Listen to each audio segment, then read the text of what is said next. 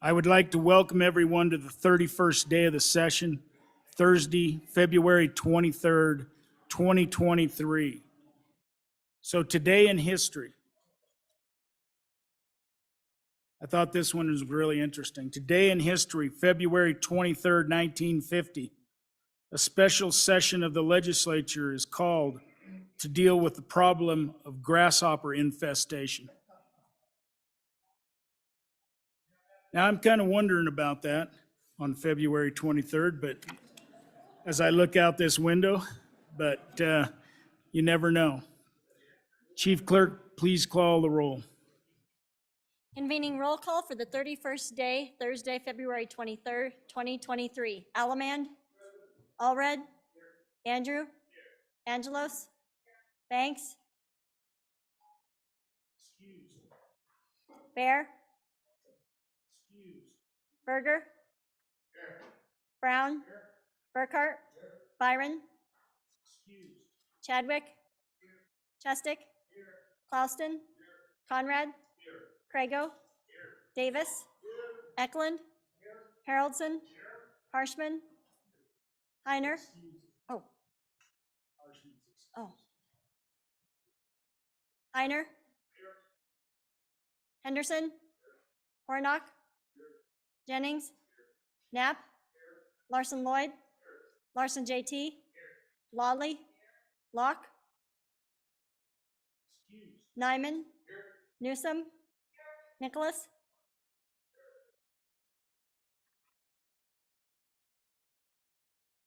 Nemec? Northrup? Oakley? Obermuller? O'Hearn?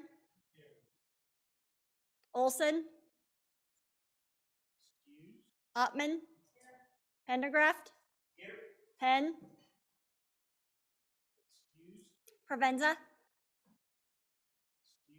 Rodriguez Williams? Sherwood? Singh? Slagle? Smith? Stith? Storer? Strock? Stivar? Tarver? Trujillo? Walters? Ward? Washut? Western? Winter? Wiley? Yin? Zwanitzer Dan? Zwanitzer Dave? Speaker Summers? Chief, let's keep that roll open till we're done with our play ball. I would like to welcome Rabbi Moshe Halfan of the Mount Sinai congregation to do our prayer of the day. Please rise. Well, there it is. Yeah, like the other day, my intro will take longer than the saying. I just want to thank you again. It's been wonderful to get to know all of you, and I think I'll be back. I mean, just to visit, or maybe for some bills or something. And also, you're welcome to the synagogue for any kind of events. I'm doing the Senate next week, so you'll see me around the building. Today's saying comes from the Hasidic tradition, if you know, not just the guys with the funny hats and the long earlocks, but they were really wisdom people, very wise. So there was a man who lived in the 1800s named Simcha Bunam of, I can't even say that, Pasichka, but somewhere in Poland, just think Poland. Similar to yesterday's, the contrasts, he taught everyone must have two pockets so that he can reach into one or the other according to his needs. In one pocket, he might have, in the right pocket, for my sake was the world created. And in the left pocket, I am nothing but earth and ashes. So may that be your wisdom today. Thank you and God bless. Thank you for joining us, Rabbi. Please join me in the Pledge of Allegiance. I pledge allegiance to the flag of the United States of America and to the republic for which it stands, one nation, under God, indivisible, with liberty and justice for all.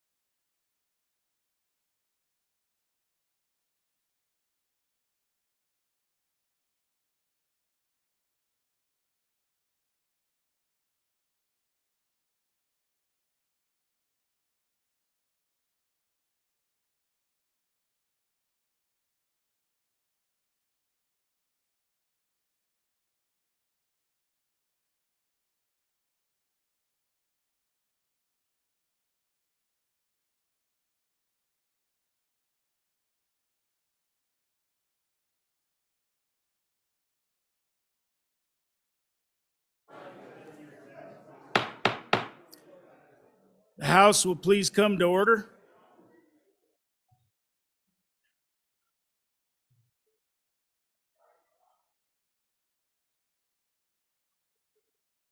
Representative Larson, JT, do you have a quick privilege of the floor?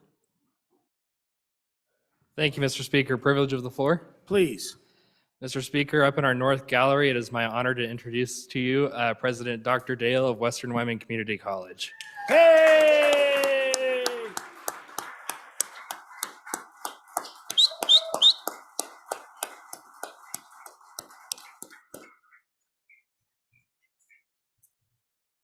Dr. Dale, it's always a pleasure to have you in the house. Thank you. Roll call. Thanks, Chief. Banks, Excused, they're still meeting. Bear, Excused, Byron, excused, Harshman, excused, Locke, excused, Northrup, excused, Oakley, excused, Olson, excused, Penn, excused, Provenza, excused, Storer, excused, Strzok, excused, Swanser Dan. excused. All right, we'll pick them up when we do our votes. My fellow representative, oh, thank you. 49 present, 13 excused. Thank you. My fellow representatives, joining us to share some of his work is Wyoming's Poet Laureate, Eugene Galeano, who was first appointed by Governor Meade in 2016 and reappointed by Governor Gordon in 2019. Eugene is a retired elementary school teacher from Buffalo and award-winning author. His writing celebrates life in Wyoming and the West. Please help me welcome Wyoming's Poet Laureate, Eugene Galeano. Thank you.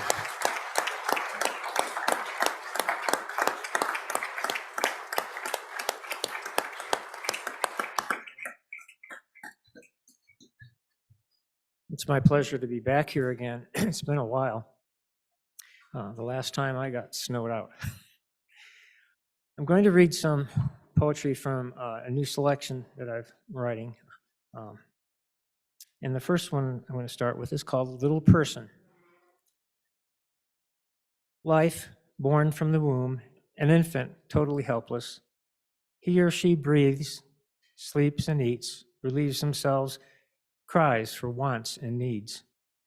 Nourished, he or she grows, makes faces, eyes focus.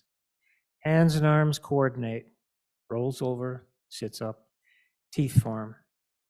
Babbling sounds become words, communication. Crawls turn into standing, walking, babies become a toddler. A little person emerges. Today's forecast. Today's outlook is for emotions to be clouded with frustration and possible outbursts of anger. Lows may dip down to sadness and disappointment, and highs range from happy to exuberant. The pressure will remain variable throughout the day, causing problems to blow in and exceed probable expectations. Tomorrow's outlook is for more of the same, with the addition of few scattered surprises. I'm a landscape painter, and I walk every day along the creek, and I was noticing how light affects everything. So I wrote this one called Sun, Shade, and Shadow. Sun, shade, and shadow, artist tools to create depth in painting. Sun fashions shade that cools and visually softens the landscape. Sun enhances cottonwood leaves to glisten as if laden with dew, sparkling in the canopy. Sun fabricates intricate patterns of shadowed branches and leaves on paths and roadways. Sun works with shade to darken edges along the stream, protection for trout. Sun fashions shade in the trees and grasses, and shade invokes mystery. Sun, shade, and shadow, a trio of creators working together with light. the mailbox. The widow cautiously shuffles out the front door toward the mailbox, hopeful there might be a card or letter from one of the children or grandchildren. Worried she might discover an unpaid bill or overdue bill. Excited there might be a colorful catalog or two to help pass the time. Anxious that the mailbox might be empty. The mailbox can make or break her day. Waiting, something we all do. We wait for common everyday things, the mail to arrive, the coffee to brew. Wait for seeds to sprout, flowers to bloom, tomatoes and sweet corn to ripen. We wait for important things, getting the needed job, a loan approved. Wait for an illness to pass, medication to work, the doctor's call about the biopsy results. We wait for special things, summer vacation, a wedding day. Wait for baby's first tooth, words, steps, holidays, birthdays, and anniversaries. We wait for needed rain during drought, teens to come home after dates. Wait for emails or packages to arrive, remodeling projects to be finished. We wait with patience or impatience, sometimes with trepidation or uncertainty. Wait with belief or unbelief, other times with excitement or joy. Whether ordinary or important, we continue to wait. But it's the delicate thread of hope that keeps us waiting. The river. The river is life, at times tranquil and placid, lulls you into a sense of peaceful trust, yet beware of hidden snags beneath the dark eddies shaded by trees that precariously cling to the water's edge. Spring runoff torrents scour and ravage the shore, eroding and littering it with tree carcass log jams. Water swirls and slithers around rocks, boulders, bubbles silver white. Winding like liquid glass, it glides through forest shadows. Rock and stone spattered shoals host willows and wildflowers. The banks sport frogs, otters, and bear. Ducks, heron, and cranes navigate its curves. Sieves divide water as it slips and slides and passes underneath double rocks. It's a long, continuous bending ribbon of rhythm, gurgling and splashing, a musical melody of life racing, seeking, allowing nothing to stop its journey of song. Obedient only to the laws of gravity, the river is a harmony of ripples, rivulets, rapids, and waves. Doctor says, I used to love to eat and never worried about what or how much food. Now my doctor says I need to limit my salt intake, not good for my blood pressure. My doctor says I need to watch my caloric intake. It will put on the pounds. He says I must control my protein, potassium, and phosphorus. Bad for my kidneys. The doctor says I should limit my red meat meals. Too much iron, not good for a man. Doc says control your sweet tooth. Too much candy, cookies, cakes, and pies, and I might end up with diabetes. My doctor says take in lots of fiber, nuts, grains, and leafy greens. But too much of that, and I'll have the runs. The doctor says to avoid caffeinated tea and coffee. It will mess with my irregular heartbeat. Waiter asks, what can I get you, sir? I've decided I'm not very hungry. I'll just have a glass of water. This one I think everyone in this room could probably relate to, keys. There are keys to my house, keys to my bike padlock, my safety deposit box, keys to my luggage, to my office door, keys to my safe and my car. But the most important key is the one to my heart, my wife, who helps me find all my misplaced keys. Awesome, awesome.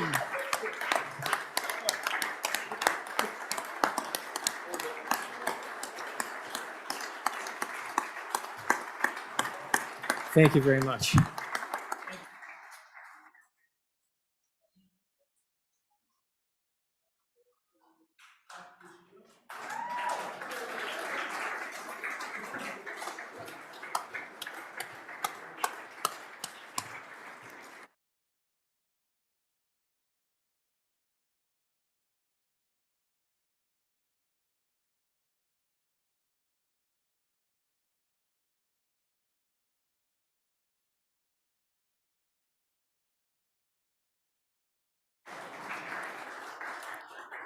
Eugene, thank you for joining us and sharing your words with us. We appreciate you taking the time to visit the Wyoming House. Thank you again.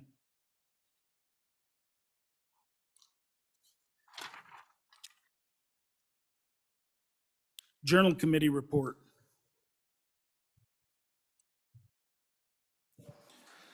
Your Journal Committee reports that the Journal of February 22nd, 2023 has been read and recommends that it be approved. Representatives Chestick and Ward. Messages from the Senate. Message 406. Mr. Speaker, the Senate adopted the Committee of the Whole report failing the bill listed below by the vote indicated. House Bill 286, ETS consolidation. Ayes 15, noes 15, excused 1. Sincerely, Ellen Thompson, Senate Chief Clerk. Reports from standing committees. Senate File 141, sponsored by Senator Pappas. Transportation Technology Transfer Center Program funding, an act relating to county roads. Mr. Speaker, your Committee Number 2, Appropriations, to whom referred Senate File 141 engrossed, Transportation Technology Transfer Center Program funding, respectfully report, same back to the House with the recommendation that do pass with the following amendments. Ayes, Representatives Henderson, Larson, Nicholas, Sherwood, Stith, Walters, Zwanitzer. Representative Nicholas, Chairman. Senate File 174, sponsored by Senator Driscoll. Wyoming Charter School Authorizing Board, an act relating to charter schools. Mr. Speaker, your Committee Number 4, Education, to whom is referred Senate File 174 engrossed. Wyoming Charter School Authorizing Board, respectfully report, same back to the House with the recommendation that do pass with the following amendments. Ayes, Representatives Allred, Andrew, Berger, Brown, Clauston, Lawley, Northrup. Noes, Representatives Obermueller and Provenza. Representative Northrup, Chairman.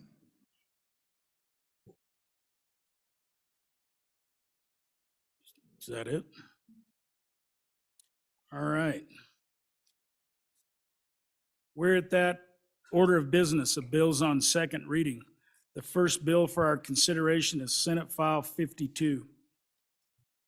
Senate File 52, sponsored by Education, School Finance, Special Education Funding, an act relating to school finance. We have amendments. Representative Hornock.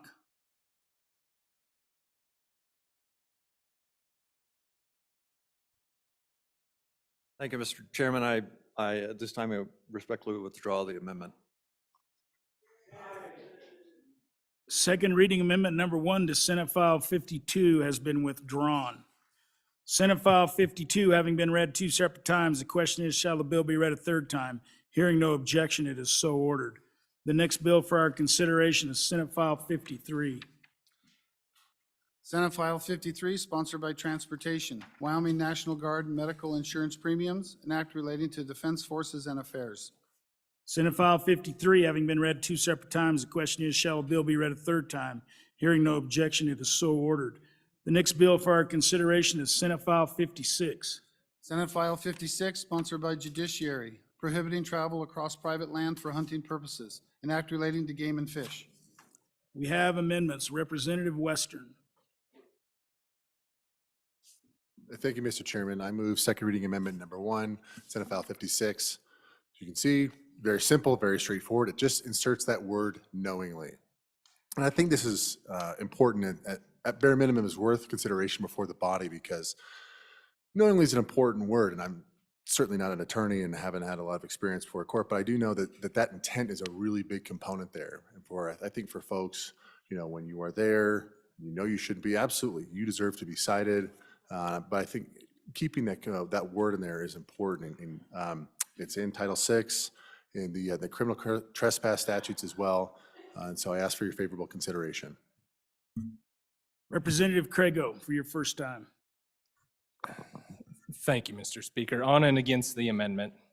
So just for those of you who have been here for one of these knowingly debates, I won't try to delve into that too much, but what I can tell you about this particular amendment is it changes the intent of the statute, and the intent of the statute which has been there since its inception, which is, as a hunter or a sportsman or sportswoman, you are supposed to know where you are at all times when you're hunting. That's the idea. There's a higher burden placed upon you, and we talked about that yesterday. So it creates strict liability. That's why the word knowingly is not in there. If we insert the word knowingly, what we do is A, get the purpose of the current statute, whether we want to amend the language that's in the bill in there or not, we go backwards on the current statute as it exists. Two, we then have to define knowingly for the purposes of that statute. What does that mean? Does that mean it's posted? Does that mean you were given notice? What exactly does that mean? It becomes very complicated. And so now we're back to the place where we can't enforce our trespass laws. And so the hunting trespasses in particular. So I would ask for a no vote on the amendment and keep this bill moving forward with the original intent of the statute. Representative Oakley for your first time. Thank you, Mr. Speaker. So just to kind of dovetail with that, there's a concept that's embedded and inherent to trespass. And what it includes is that every person, you have a duty. Every person has a duty to know that if you're going to access public land, that you're on public land. And likewise, you have a duty to know if somebody owns land. You don't get to say, well, I don't have to inform myself, so therefore I can help myself to people's private land. That's not how it works. So the whole point of trespass is including that duty that you have as a citizen to know where you are and to not be violating people's private property rights. So no on the amendment. Representative Provenza for your first time. Thank you, Mr. Speaker. So one of the concerns that I had during the interim and over the discussion of this bill is the issue of roads. So in my neck of the woods, as I mentioned yesterday, we have tons and tons, hundreds and hundreds of miles. I think there's 600 miles of roads that were just meant to be implemented for some work in the mountains that are snowy on the other side of the hill. And it's not always clear what is a private and what is a public road, or which roads that landowners are fine with you using to get to your public land. And so, and while we have GPS to know where that land is, where private property is, it's not as easy to see what roads you can and can't use. And so part of the heartburn that my constituents have had and that I've heard from some folks and that I have personally had is, what about, I can understand not wanting to allow people to drag their animal across private property. I totally get that. And I think that is well within, or well outside of what hunters should be doing. But when it comes to roads, there's a lot more ambiguity. And so wanting to make sure that we have some, and we talked about maybe doing postage, but that also creates an issue because doing postage means if you go back to Title VI that you have to do it every every 100,000 yards or something. And it might not be feasible. It would have a lot of burden on landowners as well. So I think, what we're trying to do is put in this intent because it is an offense. It is something that we don't have a lot of in our hunting statutes, but we make sure that landowners have that. And so in trying to bridge this relationship between landowners and hunters, I think bringing them on equal playing field is one way to do that. So on and for the amendment. Chairman Washut for your first time. Thank you, Mr. Speaker. Members, if you've been to a state that has a knowingly requirement in their trespass statutes for hunters and fishermen, you've probably noticed an array of tires, every other fence post, painted, no trespassing, right? And why do they do that? Because they have to give out some knowingly notice to hunters and fishermen that you can't come on this property and shoot pheasants or whatever, that this is marked as no trespassing. if you want Wyoming to be decorated with thousands of tires that won't blow away in the Wyoming wind, vote for this amendment. Representative Henderson for your first time. Thank you, Mr. Speaker. You know, I know in my heart that it's worth taking a look at this point in terms of this important topic as to who has the last clear chance. You know, there's a doctrine of last clear chance. Most lawyers know about it. One of the reasons I'm not a lawyer, but when you come up to an intersection, or in this case, a fence post or a property line, who has the last clear chance of preventing the wrong thing from happening? Is it the hunter or is it the property owner? And so I don't know that we need tires everywhere, but we certainly need some sort of indication where the boundary is, for sure, and what is inside of the property and what's outside. And so I think a sign makes sense. But I think words like knowingly do have a place, and they are in statute. And so I think it's worth giving it due consideration. And then I go back to the question of, you know, we already have some statutes that apply to trespassing, so do we really need this bill? Do we really need this change in our statutes? So I think the amendment makes some sense at this point. Thank you. Representative Nyman for your first time. Thank you, Mr. Speaker. I would push back against this amendment on and against it. I mean, folks, I deal with this constantly. I have a state highway that dissects me. I have a county road that dissects me north and south. I have easements through my property all over. And we're to the point anymore when a hunting season opens, your temperature climbs, because you deal with it constantly. And if you leave some ambiguity in this, I appreciate this legislation because it's going to clarify some things that create a lot of the problems that we're trying to overcome between sportsmen and private landowners. It's because right now, anybody that comes on, they can just say, hey, I didn't know I was on your place. Sorry. I catch people coming back through me and they're just like, hey, you know, it was an accident. I didn't know. Yeah, you did. I don't know how in the world you wouldn't. You're coming up to a locked gate. You had to come through multiple areas to come back through here. And the other issue that we're not going to have deputy sheriffs, it's a major problem. I've actually had to hold somebody for almost 40 minutes for a deputy sheriff to get there when the game warden was right there and would have cited him. That's an awkward little thing to have to do when you've got a participant that's getting more and more riled up by the second while they're waiting for somebody that can actually do what you're needing to do to write them a ticket. And so what we need in this piece of legislation is less ambiguity. If we want to create a better relationship between the anglers, hunters, private landowners, horn hunters, whatever, we need to set a good, clear line.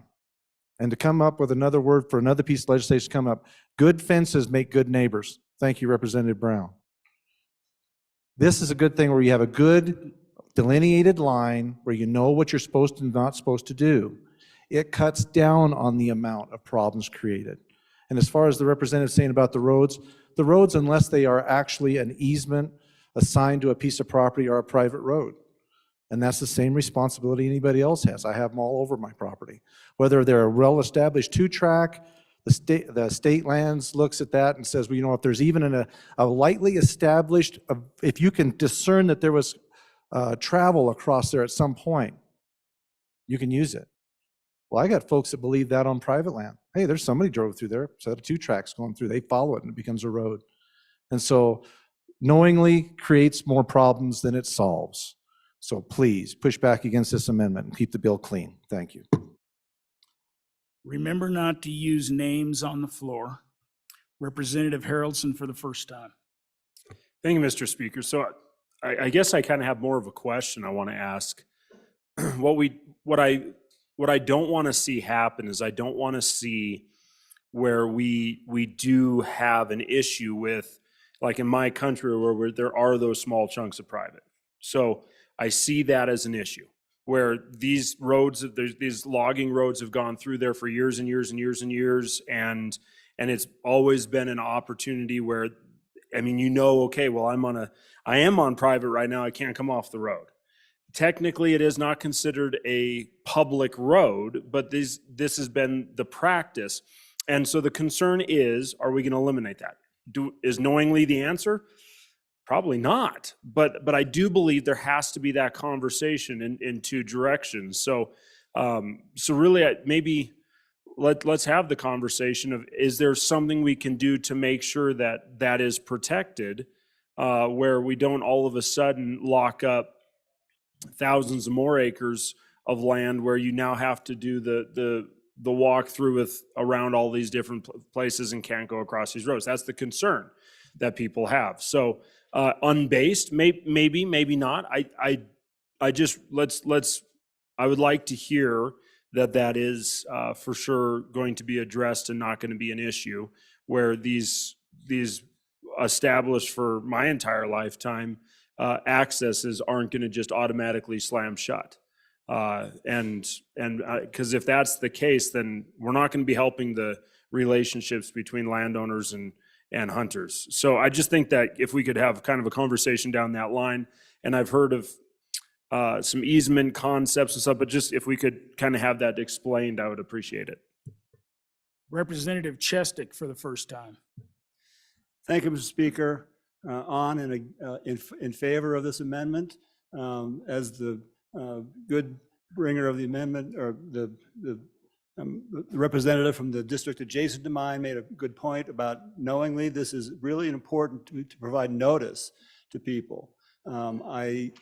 We had a conversation yesterday, the good representative from the center of the state, a good attorney from the center of the state, and I had a little debate about if I'm a photographer going out onto property and I cross the property to take pictures, I'm not violating the statute. And if he said I might be, if I were potentially a criminal trespass. The difference between a criminal trespass and a civil is the notice, the knowingly. There has to be, in order for me to be a trespasser, a criminal trespasser under the existing law, I have to be either notified to get off the property and fail to do so, or it has to be posted no trespassing. So there's a notice requirement already in the civil trespass, or in the criminal trespass statute.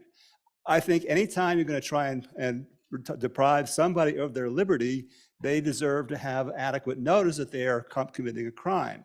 And therefore, I am very much in favor of posting, of having a knowingly requirement here. I shared the concerns of my good colleague from the next district over in the committee. I did ultimately vote to pass this through with the understanding that we had the opportunity to do further amendments here, and this is the amendment that I was looking for in order to support the bill. Without this amendment, I don't think I can support the bill. So I do think it's a good amendment, and I encourage everybody to vote aye on this amendment. Representative Berger for your first time. Thank you, Mr. Speaker. And I'm going to have to piggyback with the previous, a couple of speakers ago, the majority floor leader. As much as I appreciate the good bringer of this amendment, the bringer who's from the eastern side where the western, and then you go south, and then it's of the Bighorns and over by the west, is the western side of the Bighorns. For bringing this, as a sportsman and growing up as a proud sportsman, one thing my own family had taught me is that if there's a fence, if you don't know where you're at, we just don't go. That's just the way it's always been. That's just been with me. I know where I'm at. I know where all my public lands are. There's a lot of them, and I love using our public lands, you know. And I'm a proud sportsman who's honored to know where he's at. I don't want to trespass on anybody's land. I don't want to do that because it's their right. And I do ask, and if they tell me no, then I don't. But I do know where I'm going. I know a lot of sportsmen that are proud of this, proud of where they're going, and I like the bill the way it is. And if that helps out our landowners the way the bill is, then let's do it that way. And my thing as a sportsman, go ask, know where you're at still, because we're all in this together. Just be sportsmen and sportswomen. Thanks.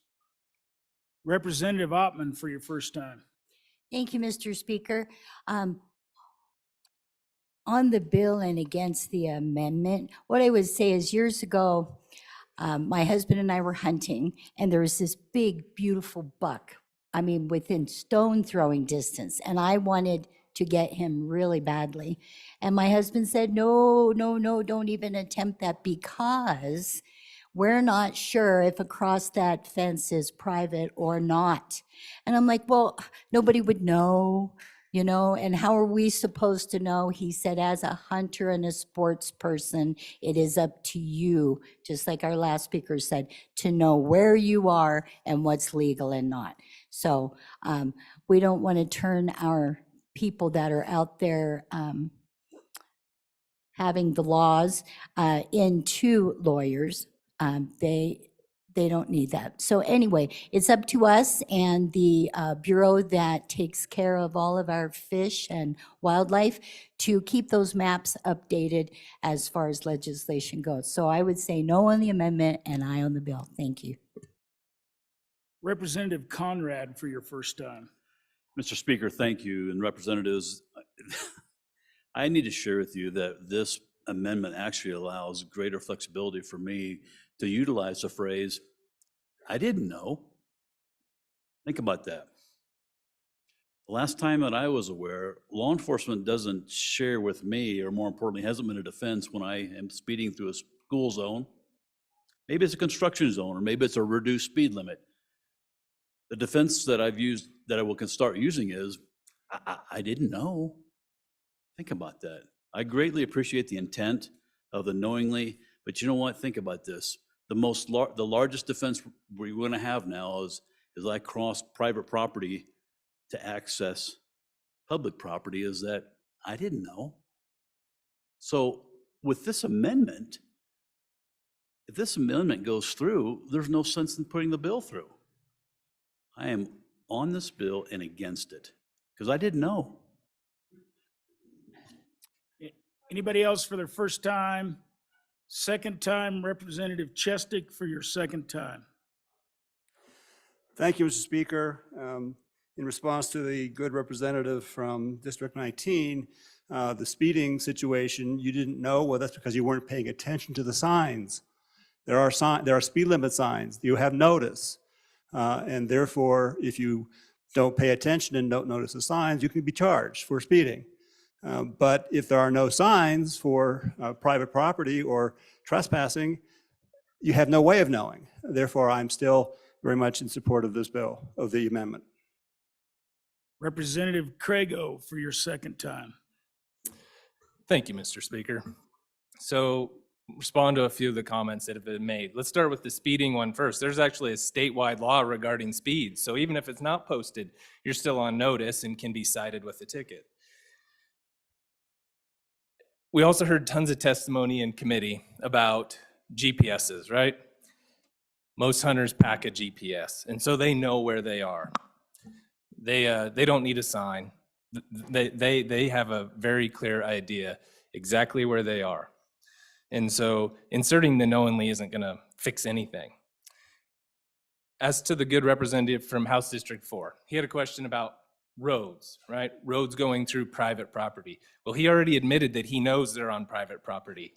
So this amendment doesn't fix that problem either. Most likely you're not going to get cited because those roads, whoever owns that particular piece of property has decided they're not worried about access, or they would have posted it, or they would have stopped you driving through there years ago. And so they're not worried about it. So this amendment doesn't fix that particular issue either.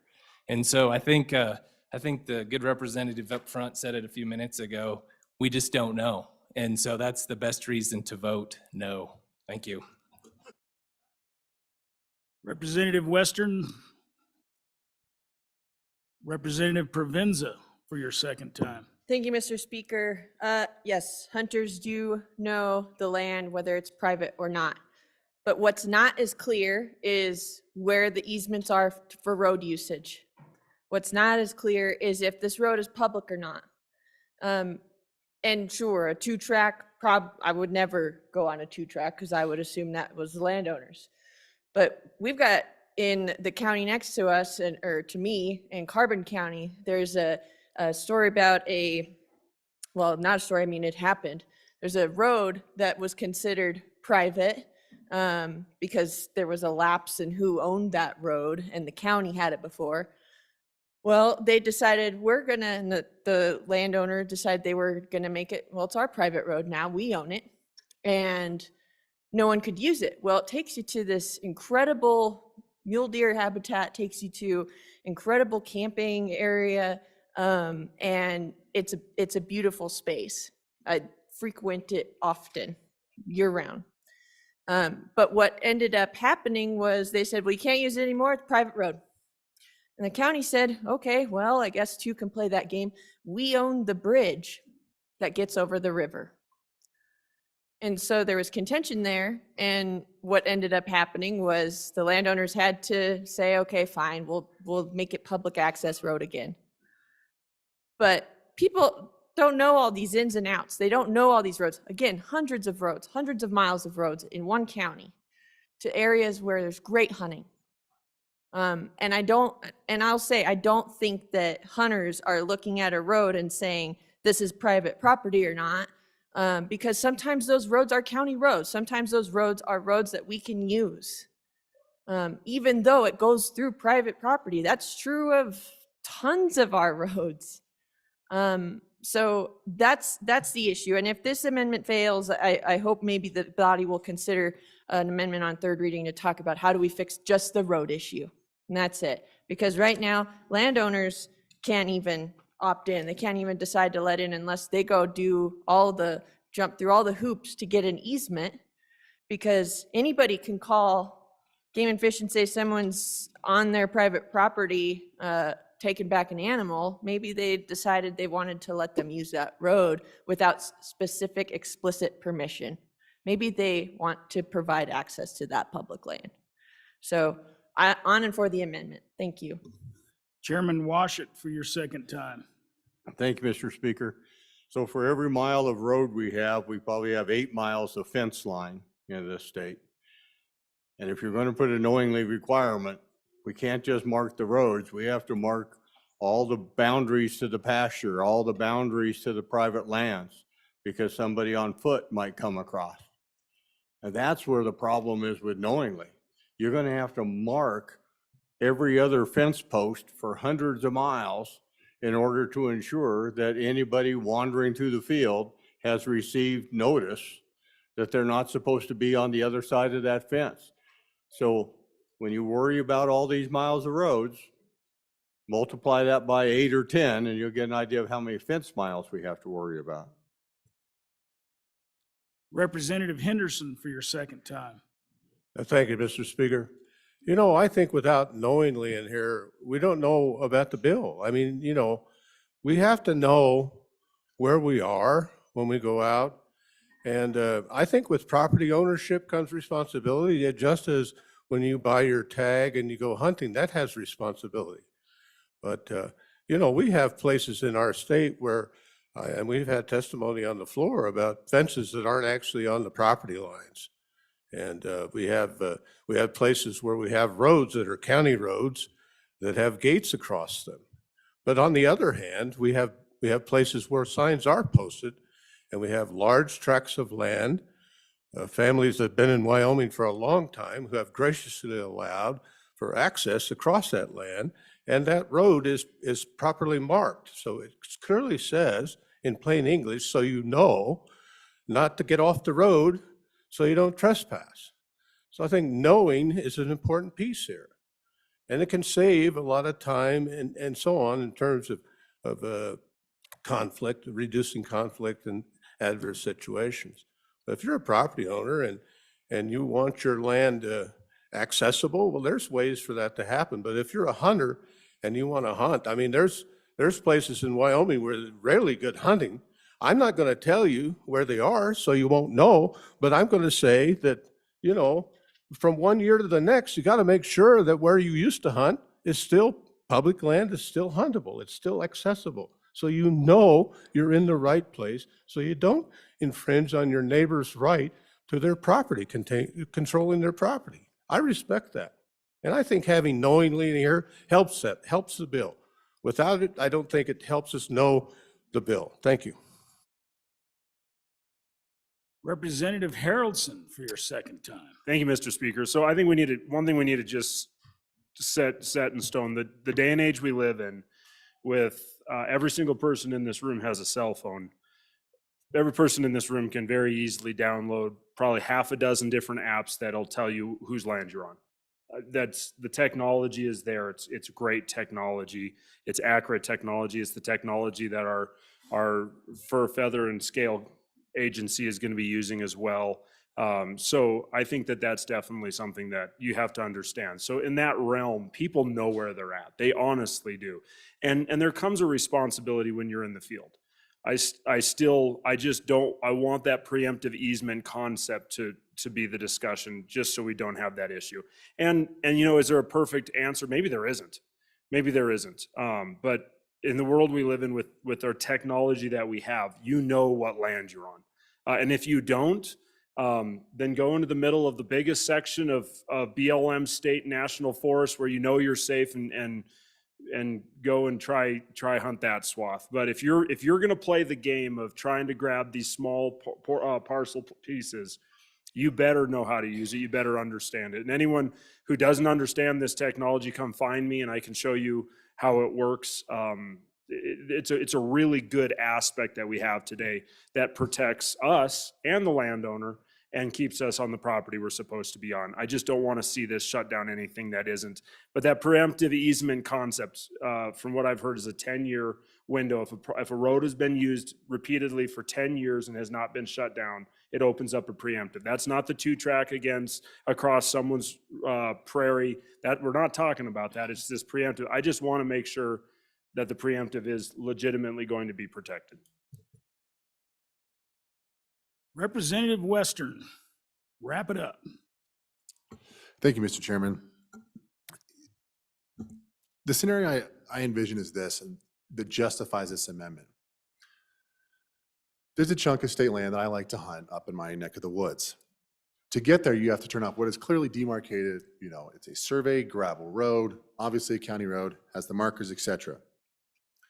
But there's a certain point where there is once you go down this road, there's a recorded right-of-way. You can go down the county GIS, it's there, but it's a 2-track.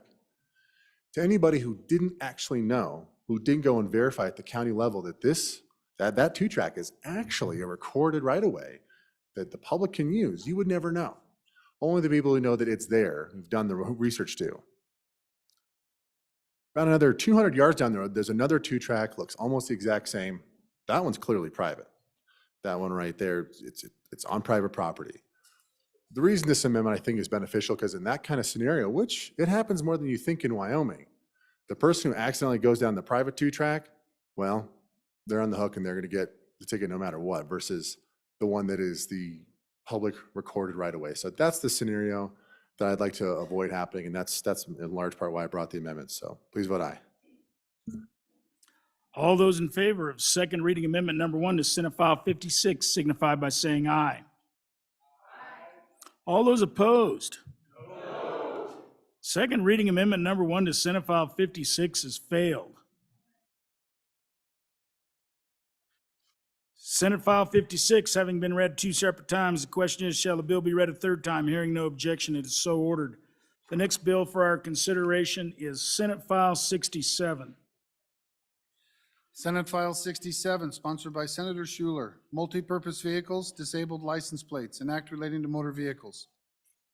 Senate File 67 having been read 2 separate times, the question is, shall the bill be read a 3rd time? Hearing no objection, it is so ordered. The next bill for our consideration is Senate File 79. Senate File 79, sponsored by Senator Baldwin, Plan of Safe Care Newborns, an act relating to public health and safety. We have a few amendments. Representative Locke, I believe you're the number 1. Representative Locke. Thank you, Mr. Speaker. I move second reading amendment number 1 to Senate File 79. And basically, I moved this amendment based on the discussion yesterday. There was quite a bit of discussion concerning, the parents' rights and that area of concern. And this amendment basically is an amendment to, after line 3 or to line 3 on page 4, which I clearly can't flip to very easily. I got too big of thumbs or something. Anyway, but the amendment is basically to insert the plan of safe care shall allow a parent to request a second opinion from a licensed healthcare provider. And I won't read the entire thing, but the objective here is to just give the parent an option if for some reason there's a disagreement at this initial facility where the healthcare or where this plan of safe care for the child is being put in place, to give the parent recourse, if you will, or at least an option to seek an additional opinion, just making sure that we give the parents their full due, their full ability to get that second opinion and make sure that the care plan that's being recommended, or even potentially the assessment of the infant, it may be worth that second opinion from a different healthcare provider to make sure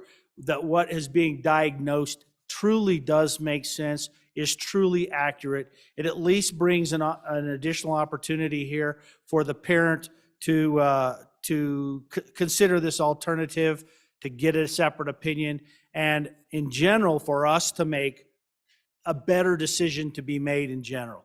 So that's where this amendment is, and I just wanted to put this out there to make that available to everyone and basically open a discussion. I would love to hear the additional discussion on this.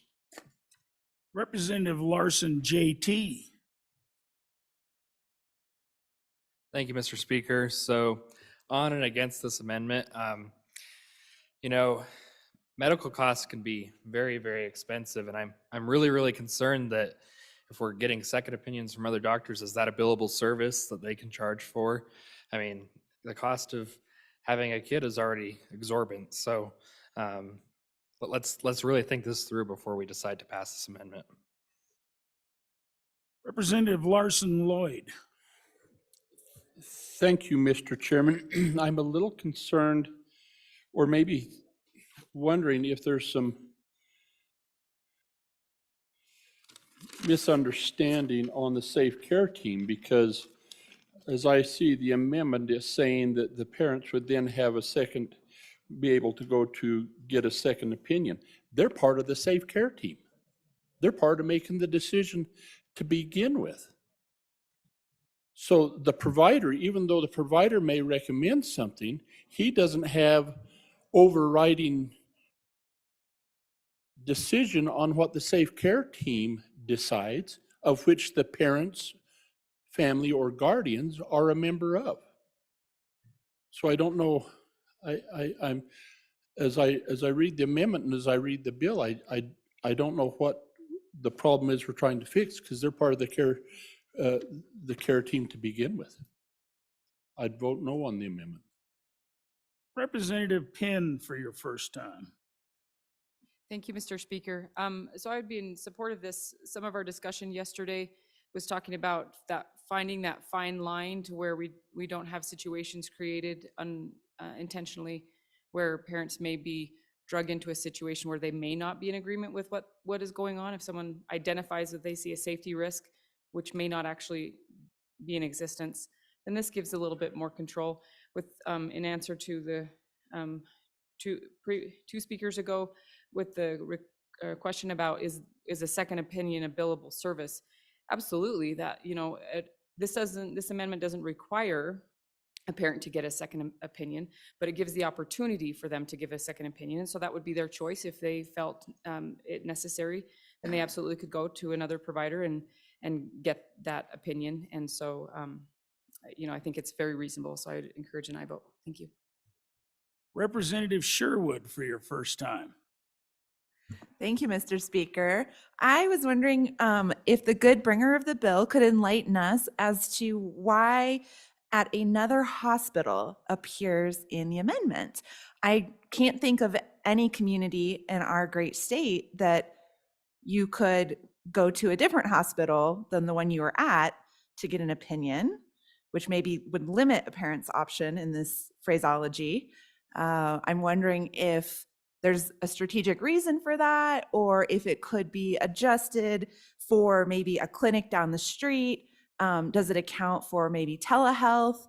Are there ways to broaden this consideration as opposed to just limiting it to another hospital that may not exist? Thank you. Representative Ward for your first time.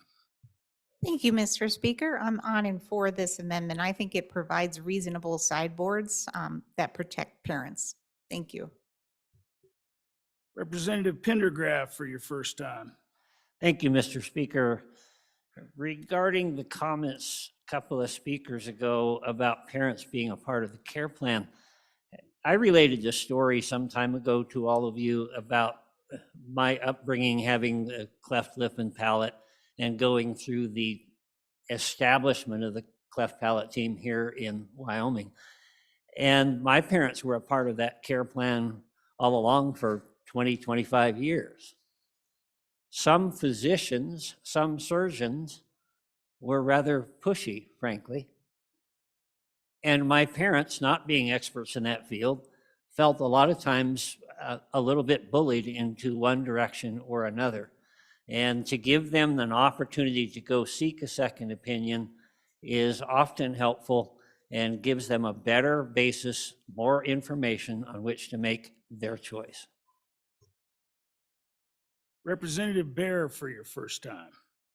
Thank you, Mr. Speaker. On and for the amendment, I don't believe it restricts just a second opinion. I think parents, based on this amendment, could go beyond that. So if they get a couple of opinions at one hospital before they try to go outside of that to get a different type of opinion, I think there's plenty of options there, and this is simply providing options, again, on and for the amendment. Representative Trujillo for your first time. Thank you, Mr. Speaker. We're talking about mental health, and I'm on and for this amendment because a second opinion, a third opinion, you're looking for a program that's going to help mothers who are addicted to something of some sort and putting their infants in danger.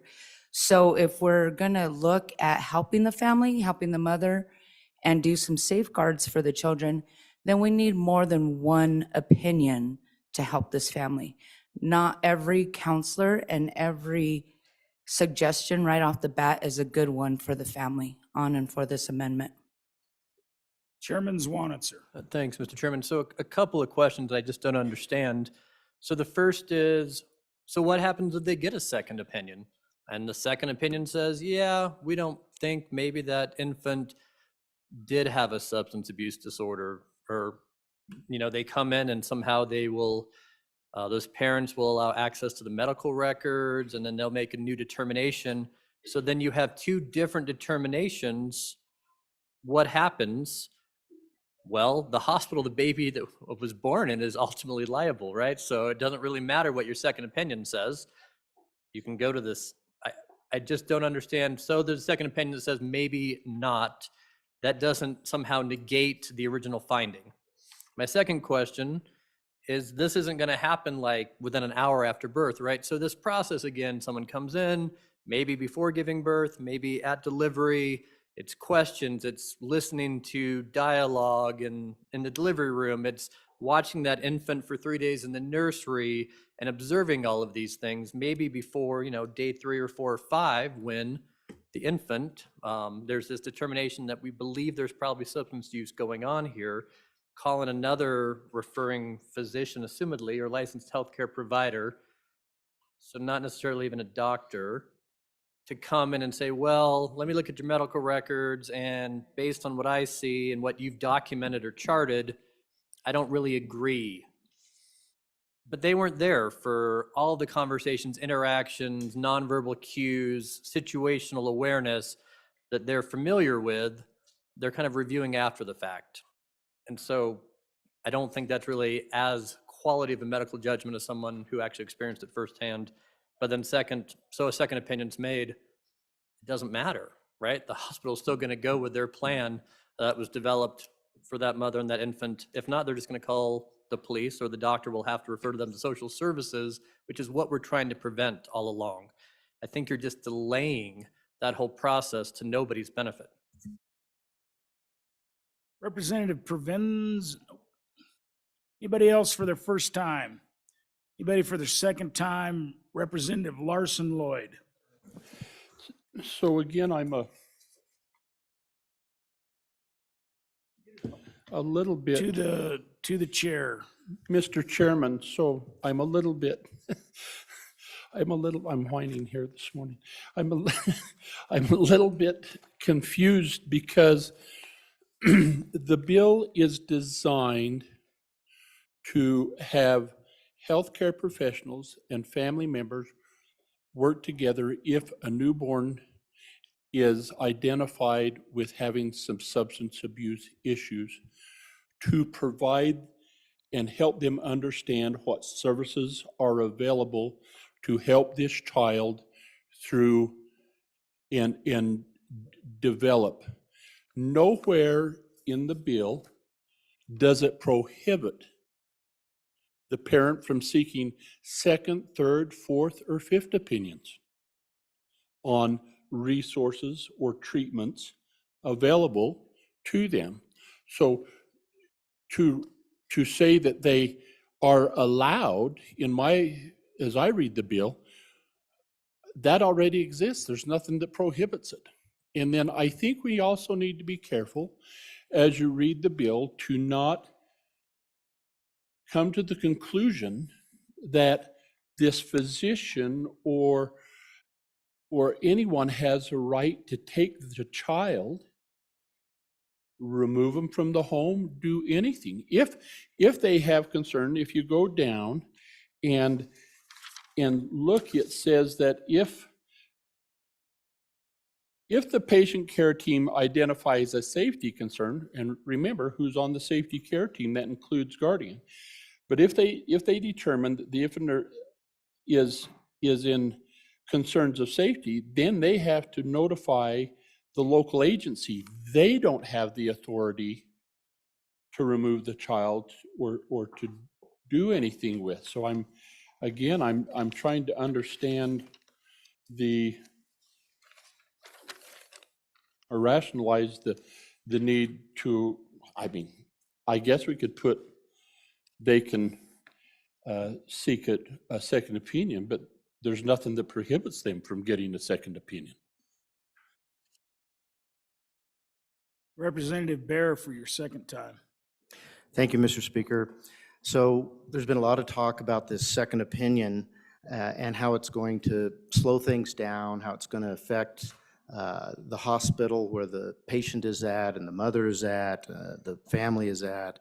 And I think this is a reasonable thing to add to the bill to provide this second opinion.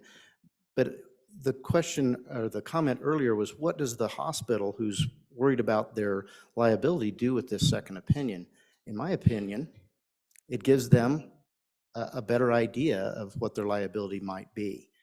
For the parent, it gives them an opportunity to provide a legal defense should they feel that they've been wronged by this system and by what this bill does.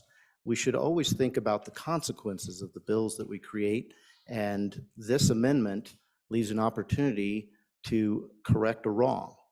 I always find it interesting that there's a couple of professions. The physician's profession is one of them.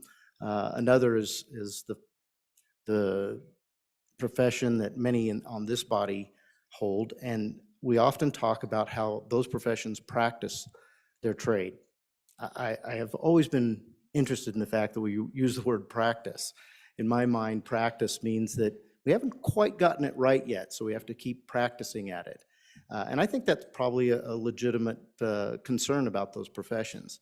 So here, having a second opinion allows the practice of those professions to ensure that we probably have the widest and most accurate decision possible. So on and for the amendment. Representative Pendergraft for your second time. Thank you, Mr. Chairman. Good health care and the planning for the same involves a substantial amount of trust. So parents have to trust the doctors to steer them in the right way. They have to trust other advisors or other people that are on this health care plan that they actually have their best interest or concerns.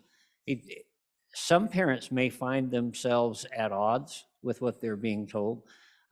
Sometimes the parent is looked upon as the biggest problem. And I think, again, knowledge is power. The more information that somebody can get, the better. Having this in the bill might give a little bit of encouragement to embolden parents to realize that they do have this right. It's been established here to go out and seek more information.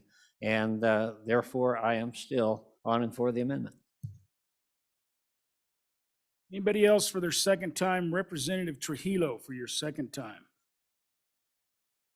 I just want to reiterate, through you, Mr. Chair, thank you. I just want to reiterate that we are talking about mothers who, for one, don't, how do we discussed this, I'm sorry, I don't know how to explain it.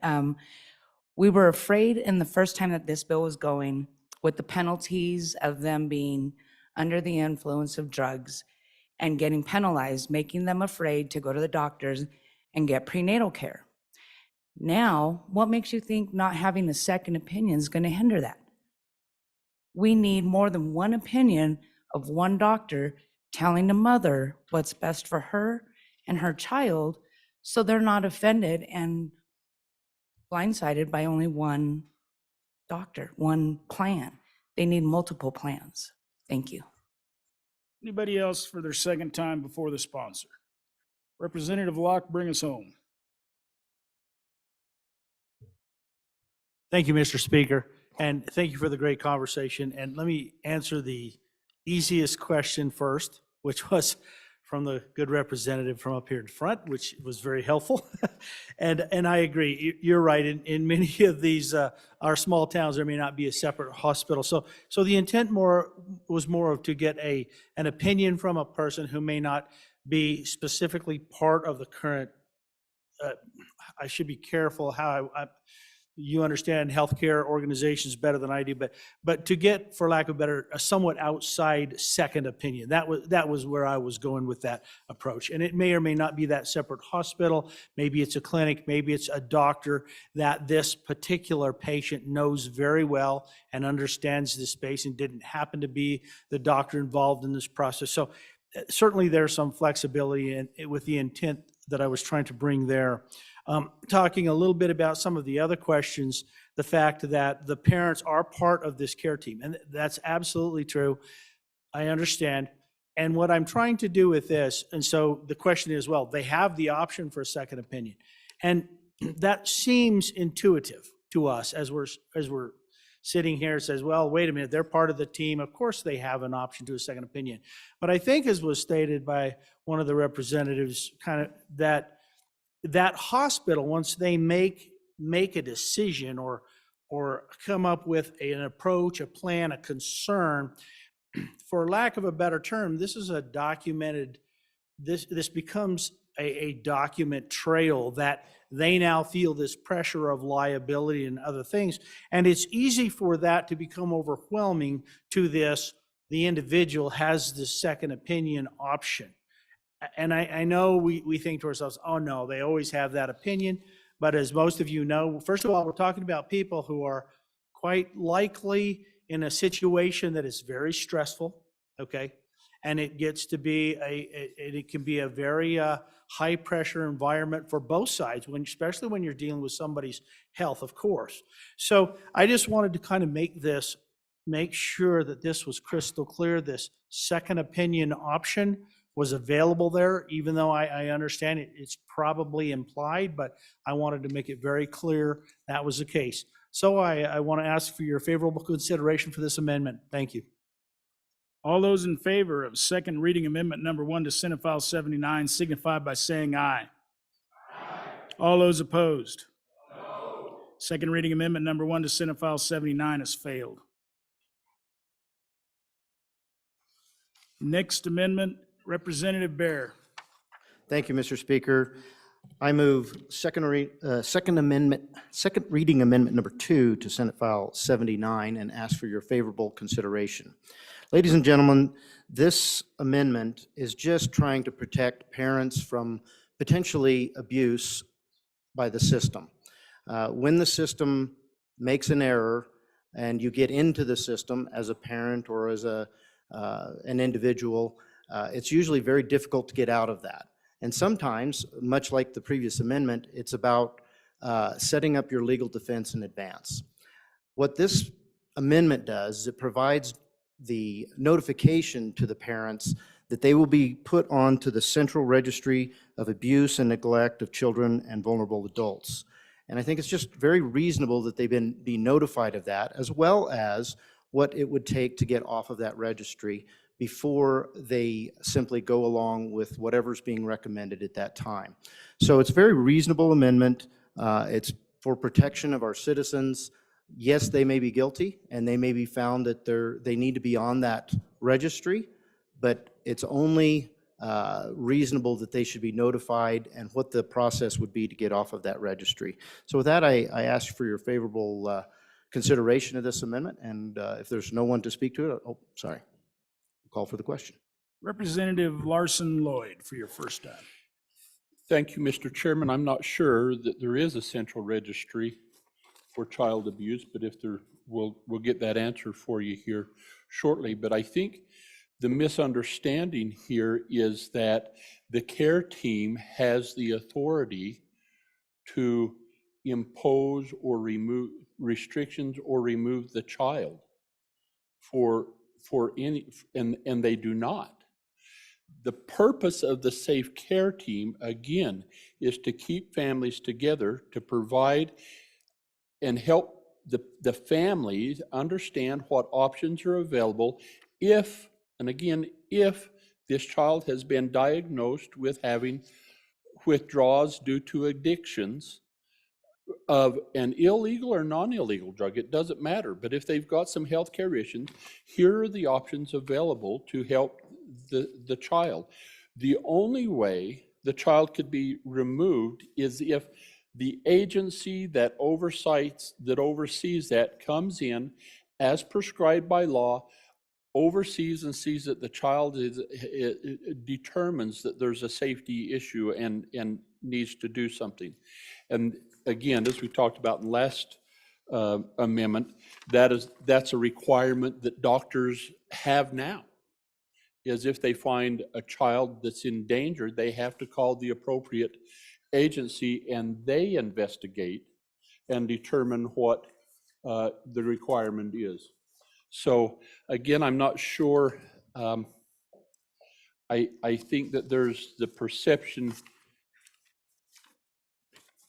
from the intent of this amendment that there's the ability for this Safe Care Team, which again, remember, includes the parents, to then remove the child or do something and cause them to be on a registry if there is one. There is one. There is one. Thank you. Anybody else for their first time? Representative Brown. Thank you, Mr. Speaker. So I actually, the first time I read this amendment, I looked at it and I went, yeah, it seems legitimate, I understand this. So as I was reading this, I actually contacted the department that oversees this registry, number one, to find out whether there was this registry. I had never heard of it, so I'm glad that I did contact. There is a registry.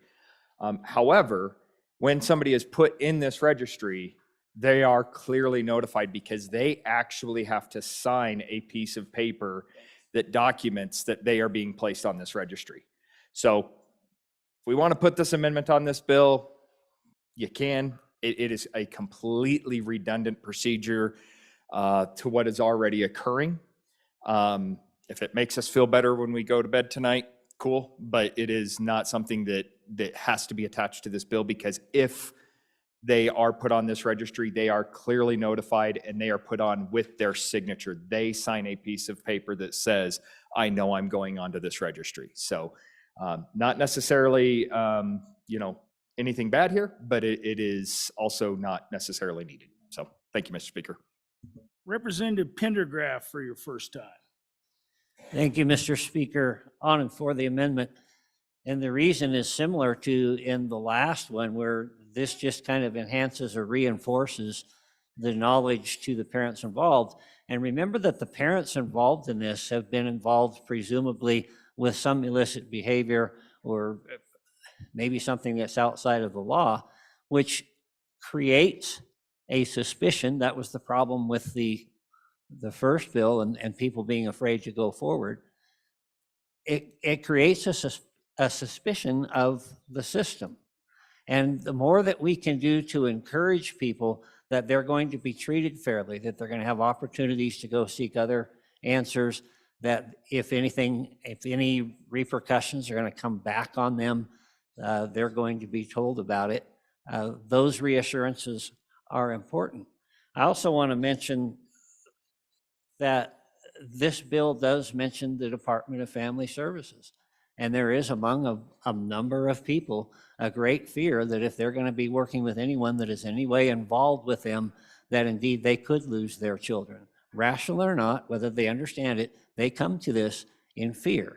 And so the more we can do to try to put all the cards on the table and make them understand their rights, the better off they have. Once again, knowledge is power and more information helps. Representative Provenza for your first time. Thank you, Mr. Speaker. A couple of folks ago, we talked about maybe this is completely doesn't matter, it's redundant. I will say it does matter because what all of this is plans of safe care. So you have your group of your plans of safe care folks, and they then report to DFS. They have nothing. They can't do anything with the registry. So it becomes problematic with the bill. And for that same reason, I kind of question if it's germane to the bill because we're talking about plans of safe care, but I'll let somebody else do that if they'd wish. So yeah, no on the amendment. It's problematic. Thank you. Representative Locke for your first time. Thank you, Mr. Speaker, and I'm on for the amendment. More generally, I'm just on for a broader communication and make sure full disclosure and the process imposes that. So I would like to see this type of amendment and or similar language to make sure that type of full disclosure and communication. I realize the parents are part of the process, but I think most of us would admit to the fact that on occasion, it's easy for the experts to perceive that, oh, that parent doesn't understand, therefore. So I think sometimes it's important for us to make sure that we do ensure that full disclosure, the parents are part of the process, they're getting the full communication. That's where I'm coming from in my perspective here and on and for this amendment. Anyone else for their first time? Anyone for their second time? Representative Brown for your second time. Thank you, Mr. Speaker. So I appreciate the good representative from just over the hill for me bringing it back up and letting me know that it does matter. And I think it's probably a good piece of information to kind of relay back to the body here for all those that are actually listening in on this debate, that the plan of safe care team is actually in effect, once this bill goes through, if it goes through, is in effect to stay away from the punitive damages or the punitive nature of a mother who may have struggled with substance abuse, for instance. We're trying to stay away from that. And the plan of safe care team doesn't even actually have the authority to recommend anything like this, that they would be put on this registry. That solely lies within the Department of Family Services. So yes, there would be a recommendation maybe, but I would highly doubt that would be the recommendation coming from a plan of safe care team, because they're in their entirety, the entire reason behind this is to ensure that the baby is born healthy and stays healthy, as well as the mother. We're trying to basically wrap our arms around these people that may have problems with their child as it's coming out, out into this world that may be struggling. And we're trying to stay away from hey, let's go to the judicial system because that's where these things get fixed right now. We're trying to stay away from that. And that's exactly what this amendment does, is it puts that judicial system back into this. So I appreciate my original comments. I got pulled aside and had a quick discussion again. And I'm actually glad that I had that discussion because I was corrected. And I now understand that once we start bringing the judicial system back into this bill, it does seem punitive. And it does deter the mother from, and the parents for that matter, the parents from wanting to stay engaged in this plan of safe care team. Right now, we're trying to say, hey, look, we understand that something has happened. We'd like to try to make sure that you're safe and secure when this baby comes out. We want to help you get through this. Putting this amendment in says, however, these guys could refer you over to DFS and this could be a big deal. So you be careful. We don't want that. So on and against. Anybody else for their second time before the sponsor? Representative Bear. Thank you, Mr. Speaker. Do appreciate all the good debate. This is important, and I appreciate the good representative from District 45 bringing that point up. I do wish that she had called for a Rules Committee before impugning it as not germane, but that having not been taken, I guess we can all assume this body feels that this is germane to this bill. So it is important, and the good chairman of Labor just mentioned that it's trying to bring a punitive part of this system into the bill. But the fact is that these care providers are required, should they feel it necessary, to notify DFS. So to have them, once they've done that, then notify the parents of the potential legal ramifications of that, it seems only reasonable. So to require these practitioners to do a particular action where they notify the state, but not notify the parents, I think that would be egregious. In fact, the same chairman had brought up the fact that it's already happening in rules, that the department that handles these affairs for the state does notify the parents. But that's in rules, folks. And in my opinion, far too often we leave it to the department to write the rules. Here we have an opportunity to say very specifically that we want the affected parties to be notified. That's all that this amendment does. And with that, I will ask for your favorable consideration. Please give it an aye to the amendment. Question having been called, all those in favor of second reading amendment number 2 to Senate File 79 signify by saying aye. Aye. All those opposed? No. Second reading amendment number 2 to Senate File 79 has failed. Division having been called, all those in favor, please rise.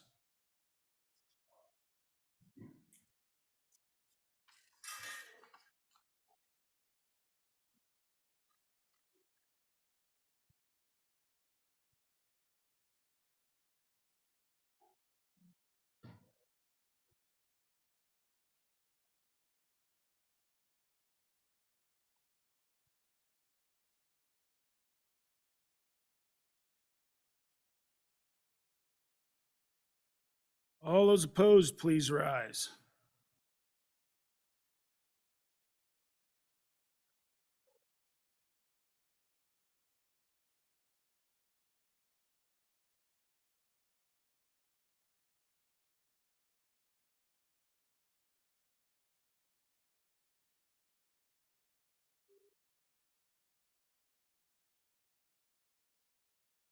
Thank you.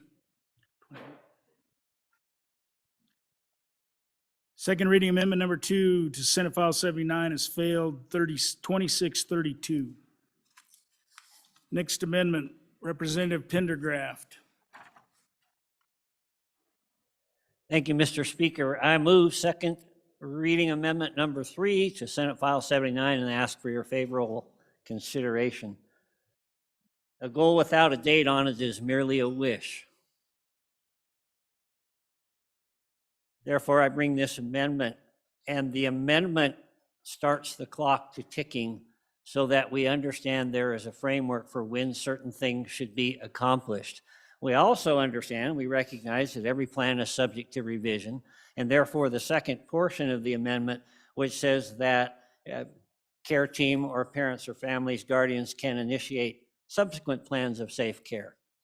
What this does is it provides a framework for follow-up.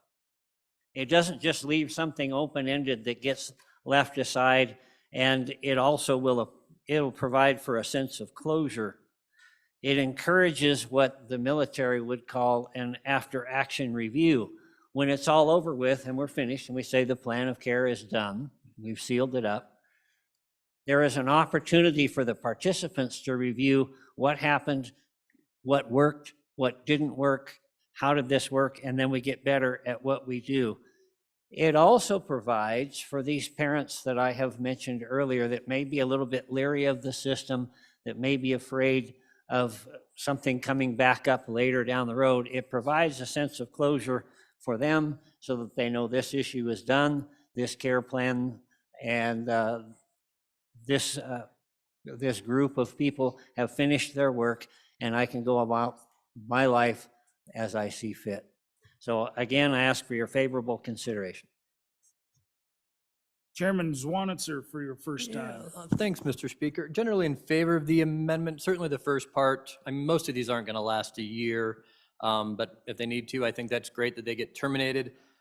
You know, after that 1 year, the patient care team would look different, right? That child is a 1-year-old, a toddler. You're not going to be involving perhaps that same hospital delivery staff. You'll be at a pediatrician, could be at that same facility or not. And so perhaps the language on additional plans of safe care, kind of philosophically, that's what they are, but they'd be kind of continuing plans working with a department or moving that toddler into like a childhood development center. So I think the amendment works. We might need to clean it up a bit on third amendment if it passes, but I think the bringer of the amendment certainly has a good point, and we can time limit these. Representative Chestick for your first time. Thank you, Mr. Speaker. On and against the amendment.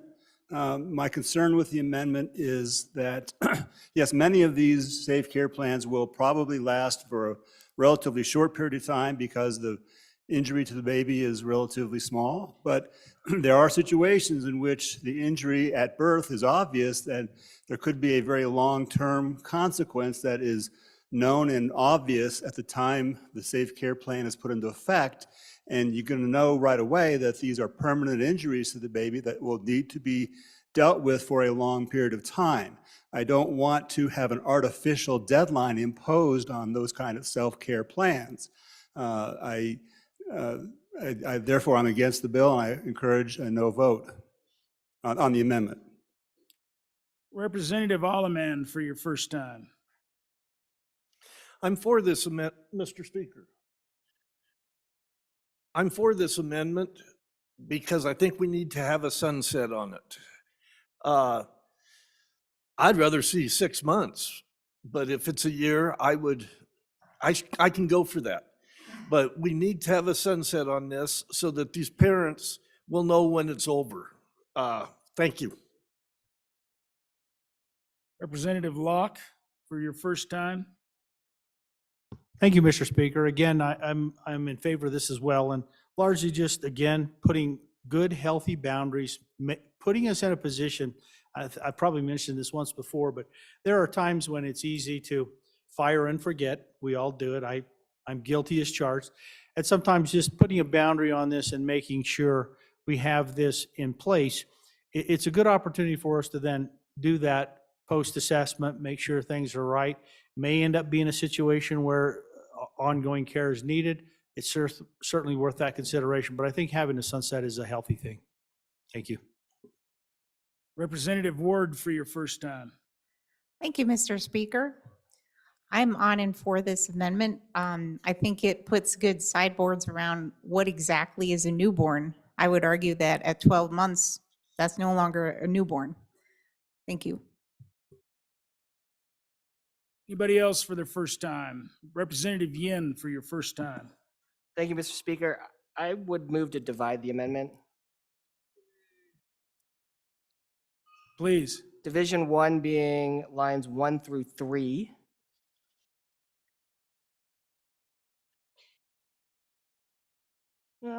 And 5 through 7. And then Division 2 being line 4.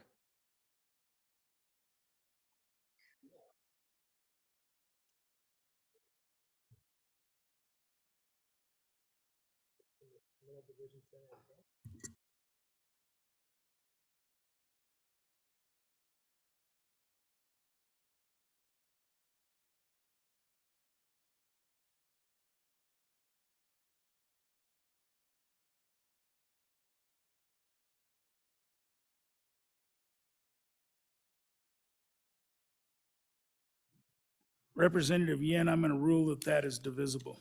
Which division would you like to start with? Thank you, Mr. Speaker. Let's do Division 2 first. And I would ask you to vote no.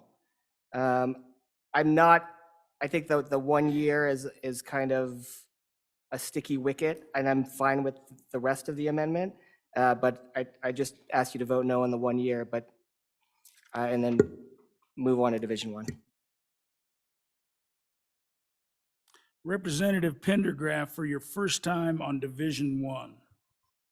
Thank you, Mr. Speaker. On and against the amendment, and just for the simple reason that I mentioned the word framework. What I'm calling for in this amendment is that there is a regular opportunity for this healthcare plan to go back and review where we're at. Do we need to continue this? Do we not need to continue this? We don't know what's going to happen. We sit here in this room today for the next 5 or 10 minutes or however long we're going to discuss this. There are going to be things we just flat can't foresee. And every situation is different. Every situation is unique. It may be that this thing could be resolved in a couple of months with a lot of the kids, and so be it, great. It may also be that there may be some long-term effects to the child involved. And yes, the child grows chronologically, but does not mentally grow, and there may need to be an extended period on there. So I would urge you to keep this portion. I know on the, an aye on the first part of this. Representative Pendergraft, so I messed up and said Division 1, but it was on Division 2, which I would assume is your same position, but would you like to clarify that? Division 2. Just to clarify, I would like to keep line 4 as written. Thank you. Thank you. Representative Locke, for your first time.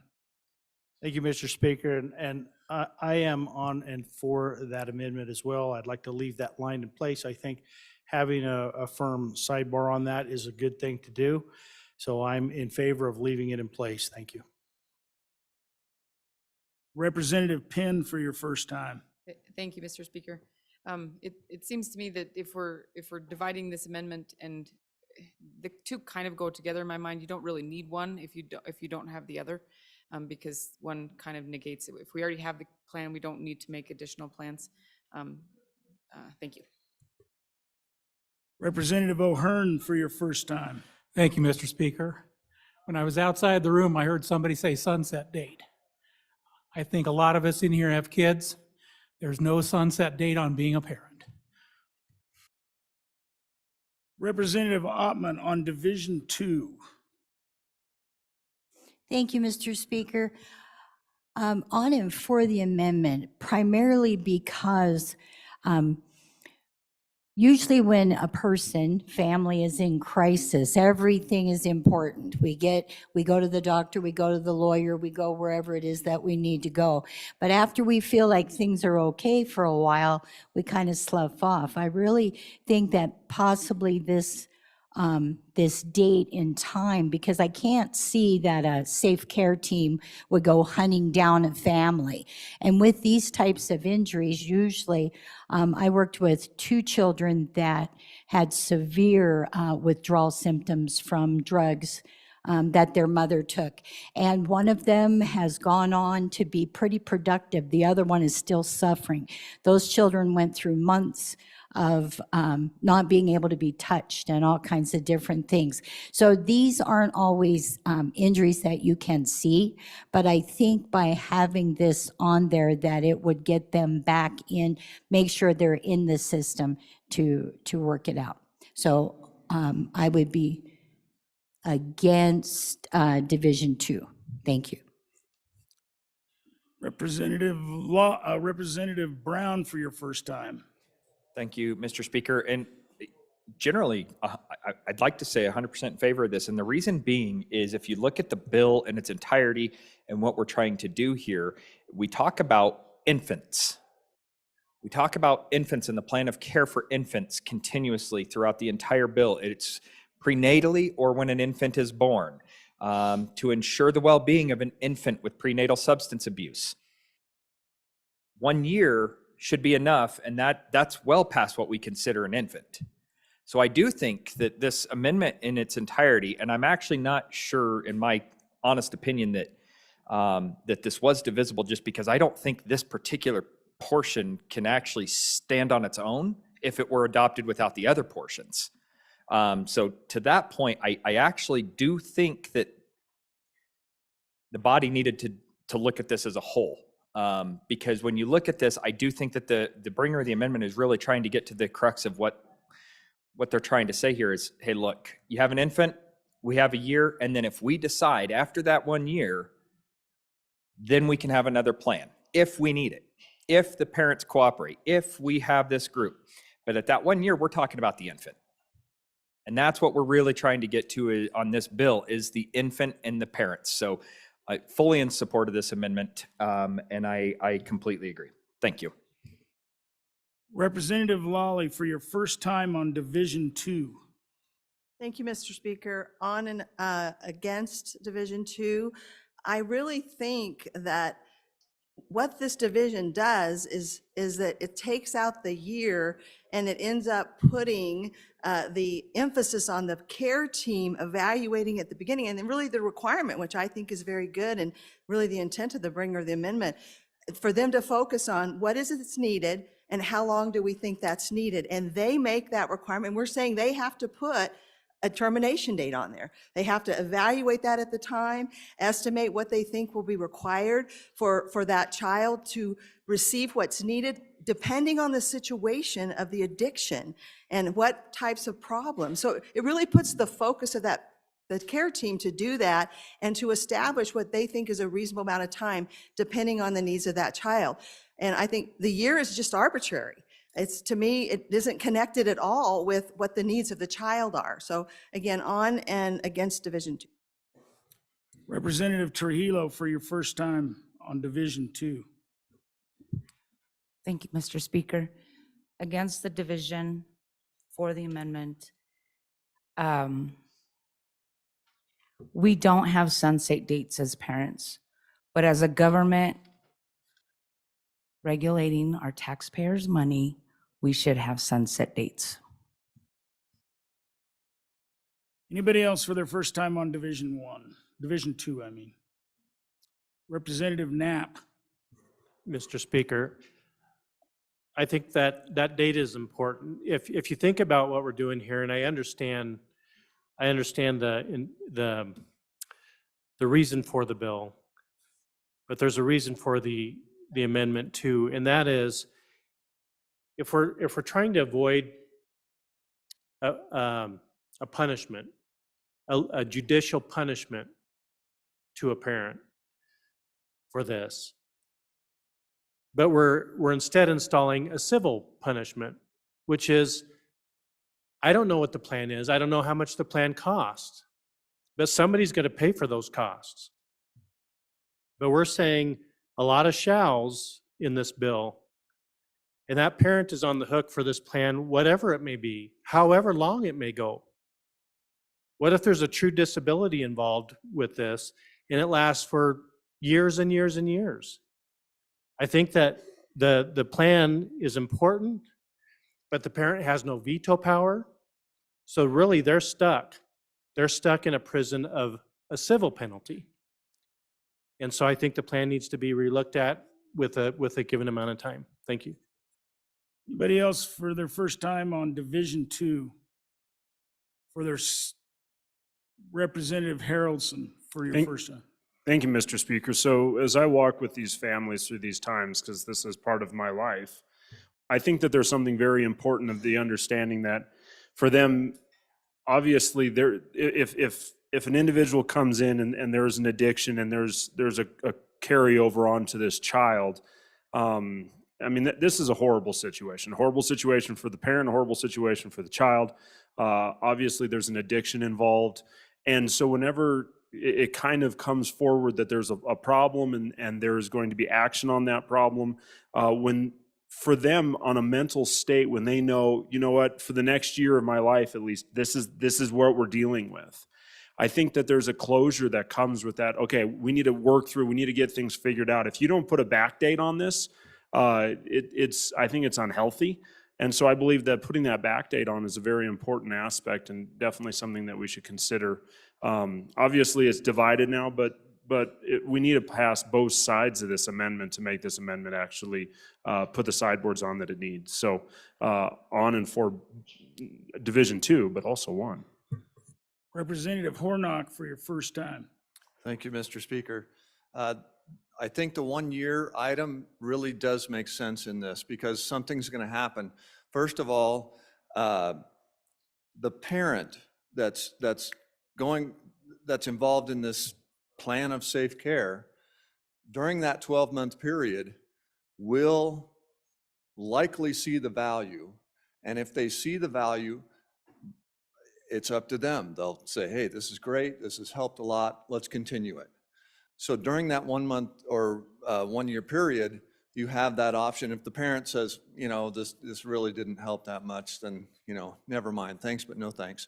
Another thing that's going to happen, not just on the parent side, let's think about it on the care. I forget in the bill what they're exactly called, but the resources that are available. So it gives the resource groups kind of a date to get things taken care of.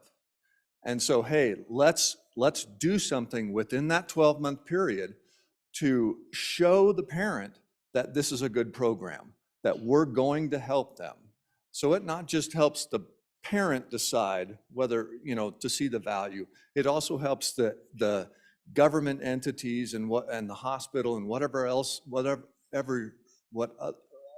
any other entity that's involved to kind of do something within that 12 months to show the parent that they do care, they want to help, that they're of value, that they're offering a valuable service. So I think it's having that 12-month cutoff does something for both sides that will help in the end this very important thing that we're dealing with in this bill. So on and in favor of this Division 2. Thanks. Chairman Zwanitzer. Thank you, Mr. Speaker. Quickly, against Division 2, and I just remind the body, so this is for substance abuse, and we're talking about maybe 10 different types of medication, right? So this could be an illegal drug, it could be abuse of a legal substance, and so it probably doesn't make sense to have a one-size-fits-all approach of that 1 year because, you know, sometimes these drugs dissipate in the system. As was previously mentioned, sometimes they have multi-year effects. And so because of the kind of plethora of options on how to best work with the family, depending on what this drug addiction, or it may not be, it may have been any number of things that shows this kind of substance abuse, or an infant that has a, you know, withdrawal. Maybe it'll be fine in 6 weeks and there's no further concern. Maybe there's significant concern depending if it's an opioid or heroin, who knows? But I think that's why it's important not to have that kind of 1 year arbitrary time frame, because it can be any number of substances we're talking about. Anybody else for their first time? Representative Provenza for your first time. Thank you, Mr. Speaker. So I just want to point out with this, I mean, there were some comments made about parents not having veto power. That's not true. Parents don't have to cooperate. The only time that this would then, that might escalate a situation to be reported would be if they identify that there's a safety concern for an infant. So in addition to that, with this amendment, I mean, when you look on page 4 at that paragraph D, if applicable, a copy of the plan of safe care shall be provided. And then it goes on to say that the infant's future care and included in the instructions for the infant upon discharge from the hospital or other healthcare provider. So what that is saying is that this plan of safe care group isn't going to be hovering over these folks and forcing them to do anything. They're going to have potentially, if there are longer term issues that need to be dealt with in terms of the health of the infant, then they are referred to other folks. If we're talking about developmental concerns that come after that year, they're referred to other folks. At that point, it's kind of out of the hands of the Plans of Safe Care team. So it's not a black helicopter following families around. We're making sure that we're giving them the appropriate care. So it's not necessary. 2, if there were any unintended consequences of having this 1-year mark, it maybe be problematic. So I would urge you to vote no on the division. Anybody else for their first time on Division 2? For their second time on Division 2? Representative Pendergraph for your second time. Thank you, Mr. Speaker. Just wanted to address a couple of comments. The first one was there's no sunset on parenthood. Boy, howdy. My oldest son turns 40 tomorrow, and he still calls me routinely seeking advice and companionship. And that's absolutely true. However, the relationship with the rest of the members on this safe care thing probably should have a sunset for everybody's sanity. There was also a comment made by the good representative from District 43 where he says he's talking about we don't want a one size fits all. And that's precisely what this is not. I've stressed a couple times, and I'll do it again. This sets a framework for regular review. It may well be that in 3 months this is all handled. Great. We have a meeting at the end of that year, and we say this all worked fine. Maybe we had a little glitch here. Whatever. It's a chance to do that.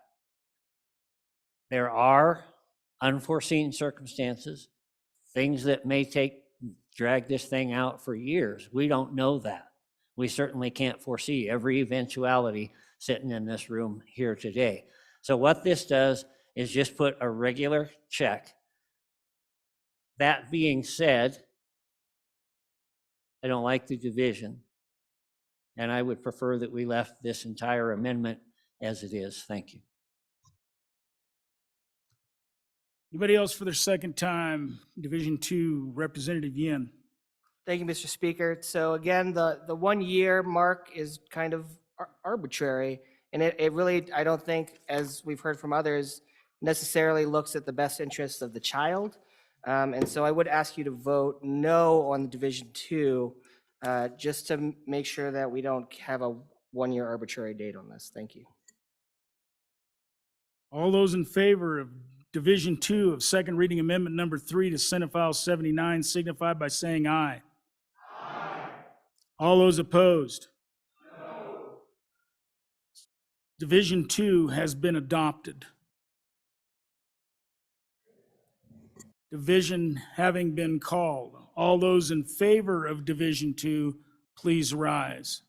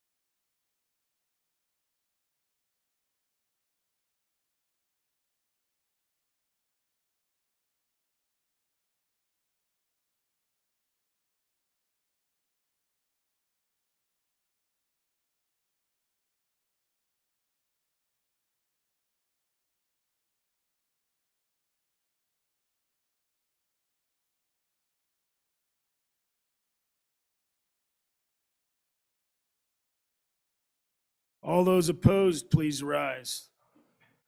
Less than 36. Division 2 has been adopted. Representative Yen. Vote aye on Division 1, please. Thank you. Mr. Speaker. Question having been called, all those in favor of Division 1 of second reading amendment number 3 to Senate File 79 signify by saying aye. Aye. All those opposed? Division 1 has been adopted. We are now on second reading amendment number 4, Representative Penn.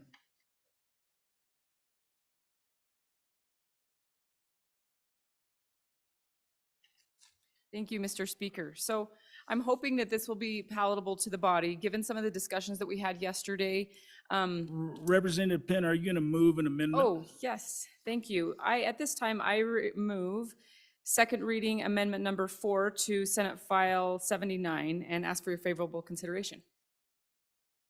Thank you. So after our discussion yesterday, I contacted a friend of mine who is a neonatal intensive care unit nurse practitioner, and she deals with these kiddos, often these little babies that are born drug addicted and substance abuse addicted. And so I said, what do you see? What are the symptoms that you're watching for? And how is this typically managed? And in attempts to I just feel like I wanted this to be a little bit stronger and make sure that we're keeping this whole bill focused on drug addiction or substance abuse addiction with these kiddos, because we do want to make sure that they get help. And then I also spoke with the author of this bill and discussed this with him, and he was agreeable to these amendments. And so on page 3, line 4, there was some discussion yesterday about just making sure that it's identified that our priority is to try to keep this kid home if it's safe and possible to do so. And so that's what that language is there. Page 4, line 17. So this diagnosis of neonatal abstinence syndrome, I asked my good friend, so when you see these little boobas come in or born into your situation with these, born into these situations, are there many diagnoses that come out of this? Do you specify that this kid is addicted to heroin or this kid is addicted to benzodiazepines? And she said, no, this is the catch-all diagnosis for a little person that comes out with these problems. And so this would be the diagnosis that a infant would leave the hospital with. And so I think it just shores up, make sure that we're talking about these little people who have these addictions. And once again, the author of the bill was in agreement with this. And then line 18, after the word infant, insert. So we're talking about a plan of safe care based upon a reasonable suspicion that a newborn is affected with withdrawal symptoms resulting from prenatal drug or alcohol exposure. So if there are any questions, I'm open to the debate, and I would hope that this would be a favorable amendment to the body. Thank you. Just a caution to the good member of this that brought this amendment. You know, to refer to your conversation with the, I guess, the bringer of this bill when he's in the other body, where he can't stand up on the floor and say, yes, I agree with what you said, or what I don't agree with what you said. We try not probably to do that because it can just lead to problems I've seen over time. So Thank you, Mr. appreciate Speaker. that. Representative Washut for your first time. Thank you, Mr. Speaker. Well, I guess my question for the bringer is this neonatal abstinence the only concern that we might have with these kids? It would seem to me that neonatal abstinence might be the problem, but there might be other health effects that resulted from the exposure during the pregnancy that are not reflected in that diagnosis. And so there may be a need for a safe care plan, even though that particular syndrome is not present. Representative Larson Lloyd. So thank you, Mr. Chairman. And Here's the concern that I have. I spoke with the author of the amendment, and I don't disagree with her intent, but we have to remember that they could have withdrawal symptoms based on addiction to a legal drug. So the mother may have been on a prescription from a legal drug, and now with this amendment, they would have to report them to the agency that oversees abuse. And so as we walk through this, I think a reasonable solution may be on third reading, because our healthcare professionals are required to identify safety issues on infants based on what they observe and check, and are required to report those anyway. And I'm thinking that maybe vote how you want to on this, but I think we could just remove F in its entirety, because they're required to do that anyway, and we don't need to spell it out in this bill. So I would just leave that for your consideration. Anybody else for their first time? Anybody for their second time before the sponsor? Representative Penn. Thank you, Mr. Speaker. So in response to the question that was raised about the specifics of the NAS, we'll just say that's easier.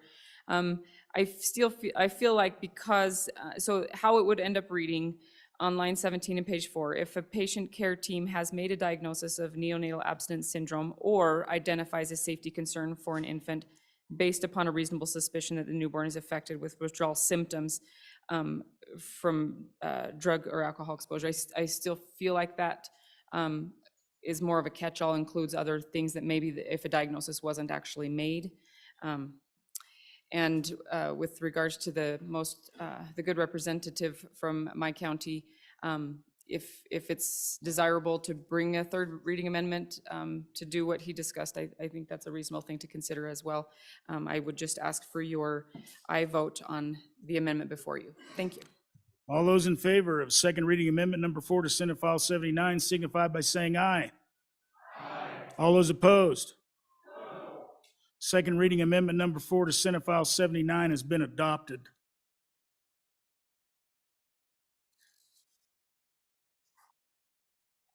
Second reading amendment number 5, Representative Allemand.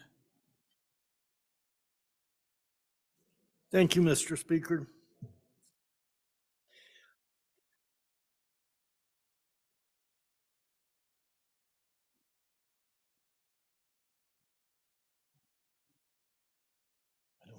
Representative Allemand, please go ahead. You got to move that amendment. I move second reading amendment number 5. Go ahead. Say it. I move second reading amendment number 5. I move second reading amendment number 5 Senate file. to Senate File 79 and ask for your favorable. What I've got is a pretty little simple amendment here. You know, we've protected the children, the child, but what about the adults?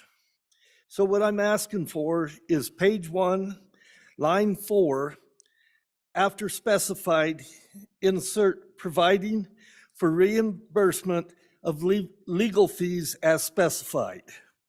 And then on line 4, or page 4, line 22, insert G.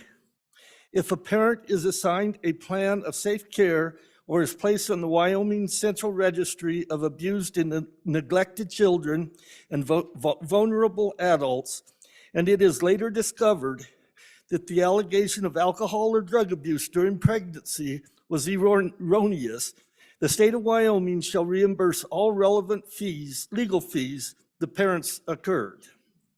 And what all this is going to do is just protect the parents from people who might have something against them or a mistake even. And I really think we need it. I ask for questions. Chairman Washut for your first time. Thank you, Mr. Speaker. I guess my concern with this amendment is that it presupposes alcohol or drug abuse. And the center file states that there could be legal or illegal drugs. It could be a prescription that was taken during the pregnancy that results in this condition. I don't think we would classify that as drug abuse. So I'd be opposed to the amendment. Representative Chestick for your first time. Thank you, Mr. Speaker. I have a question for the bringer of the amendment along the same lines as the good chairman of Judiciary, and that is the word erroneous. In whose judgment was it erroneous? That's a very slippery, that's an uncertain standard, and who gets to decide what's erroneous and what is not? There can likely be a distinction or a dispute between the healthcare professionals and the parents as to whether it was caused by drug use or anything else. So that's a very fuzzy standard that I'm leaning. I'm leaning no on this because I don't understand who gets to decide what's erroneous or not. Representative Provenza for your first time. Thank you, Mr. Speaker. I guess I have a question of when, so it says, if a parent is assigned a plan of safe care or is placed on the Wyoming Registry of Abuse and Neglect. So does this mean that they would be able to get legal services for, and I don't even know what for, if they're on the plan, if they use the plan of safe care? Because again, a lot of this is contingent on just their voluntariness. And so I'm just wondering if that's the intent, is for even those folks, because the plans of safe care can't really do anything legally at this point. Anybody else for their first time? Anybody for their second time before the sponsor, Representative Allemand? Thank you, Mr. Speaker. First, erroneous would be something that was done wrong, something that wasn't right.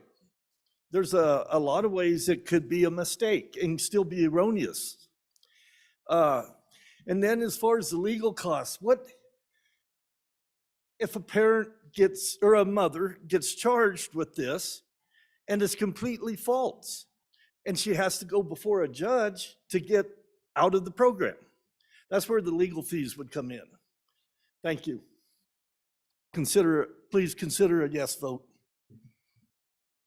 All those in favor of second reading amendment number 5 to Senate File 79 signify by saying aye. All those opposed? No. Second reading amendment number 5 to Senate File 79 has failed. Second reading Senate File number 79 having been read 2 separate times, the question is, shall the bill be read a third time? Hearing no objection, it is so ordered. Mr. Majority Floor Leader. Mr. Speaker, I move the House stand in recess until 2 p.m. Committee announcements.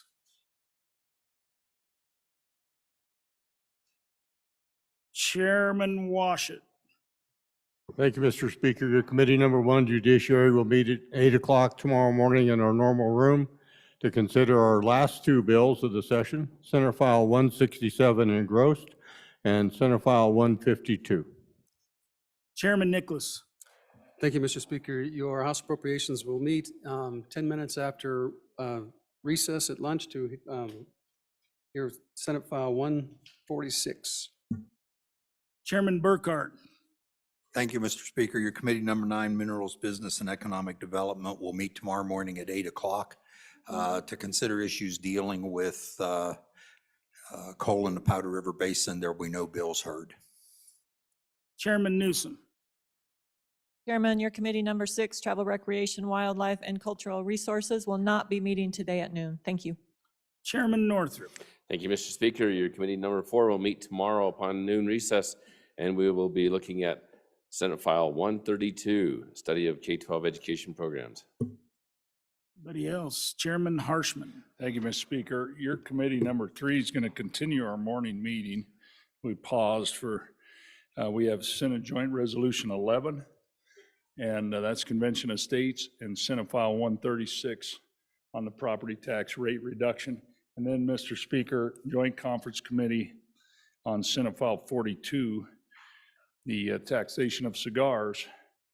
we're going to smoke that one up on adjournment, pun intended, and in room West 110. 110. Thank you, Mr. Speaker. Thank you. Mr. Chairman, Chairman Harshman, do you know that you are also the chair of another conference committee? Okay. Chairman Olson. Thank you, Mr. Speaker. Your committee number 7, House Corporations, Elections, and Political Subdivisions, will meet tomorrow upon noon recess to consider 2 Senate files, Senate File 127, Wyoming Stable Token Act, and Senate File 134, Right to Farm Real Estate Disclosures. Chairman Northrup, a second bite at the apple. Thank you. Mr. Speaker, your committee number 4 will be meeting tonight upon adjournment, also to do Senate File 132, 133, which is the student eligibility in interscholastic sports upon adjournment. All right. You've heard the majority floor leader's motion. All those in favor say aye.